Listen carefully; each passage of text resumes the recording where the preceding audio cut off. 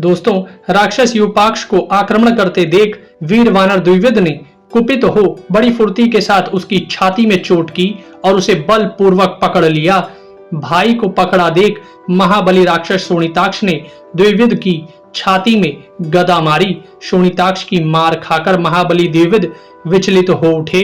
तत्पश्चात द्विविद ने झपट कर राक्षस शोणिताक्ष की गदा छीन ली।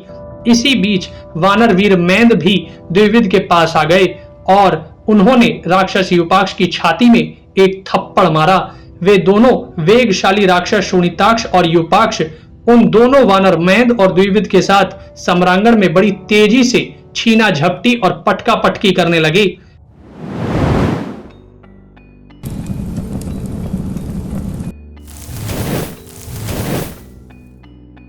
पराक्रमी द्विविद ने अपने नखों से राक्षस शोणिताक्ष का मुंह नोच लिया और उसे बलपूर्वक पृथ्वी पर पटक कर पीस डाला। तत्पश्चात अत्यंत क्रोध से भरे हुए वानर श्रेष्ठ मैंद ने यूपाक्ष को अपनी दोनों बाहों से इस तरह दबाया कि वह निष्प्राण होकर पृथ्वी पर गिर पड़ा। इन प्रमुख वीरों के मारे जाने पर राक्षस सेना व्यथित हो उठी और भागकर उसी ओर चली गई जहां कुंभकर्ण का पुत्र युद्ध कर रहा था। वेग से भागकर आती हुई उस सेना को देख कुंभ ने सांत्वना दी।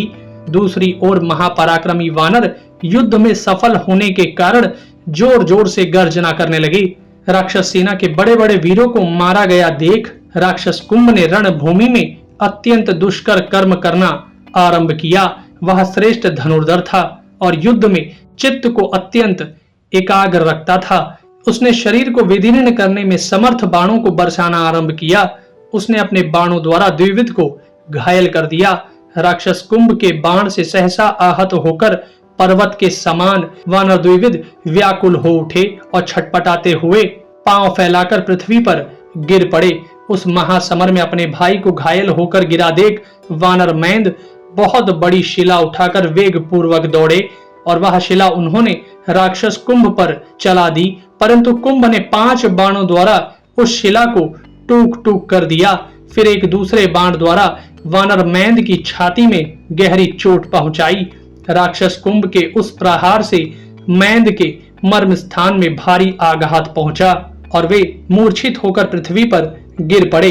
वानर मैंद और द्विविद वाली पुत्र अंगद के मामा थे।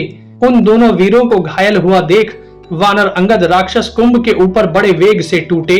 उन्हें आते देख कुंभ ने लोहे के बने हुए 5 बाणों से उन्हें घायल कर दिया। फिर बहुत से बाण मारकर राक्षस कुंभ ने वाली पुत्र अंगद को बींध डाला।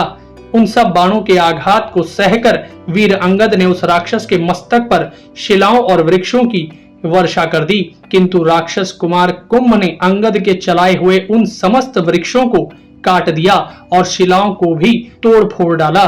तत्पश्चात राक्षस कुंभ ने 2 बाणों से अंगद की भौहों में प्रहार किया, जिससे अंगद की भौहों से रक्त बहने लगा और उनकी आंखें बंद हो गईं। तब अंगद ने एक हाथ से रक्त से भीगी हुई अपनी दोनों आंखों को ढक लिया और दूसरे हाथ से पास ही खड़े हुए एक वृक्ष को पकड़ा। फिर छाती से दबाकर उस वृक्ष को उखाड़ लिया। वह वृक्ष बहुत विशाल था। उसे अंगद ने सब राक्षसों के देखते देखते बड़े वेग से कुंभ पर दे मारा, किंतु राक्षस कुंभ ने अपने 7 बाणों से उस वृक्ष के टुकड़े टुकड़े कर डाले। इससे अंगद को बड़ी व्यथा हुई।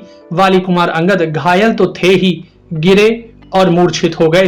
दुर्जय वीर अंगद को पृथ्वी पर पड़ा देख श्रेष्ठ वानरों ने भगवान श्री राम को इसकी सूचना दी। तब भगवान श्री राम ने जामवान आदि प्रमुख वानर वीरों को युद्ध के लिए जाने की आज्ञा दी। भगवान श्री राम का आदेश सुनकर ऋक्षराज जामवान तथा श्रेष्ठ वानर सुषेण और वेगदर्शी कुपित हो राक्षस कुंभ पर टूट पड़े।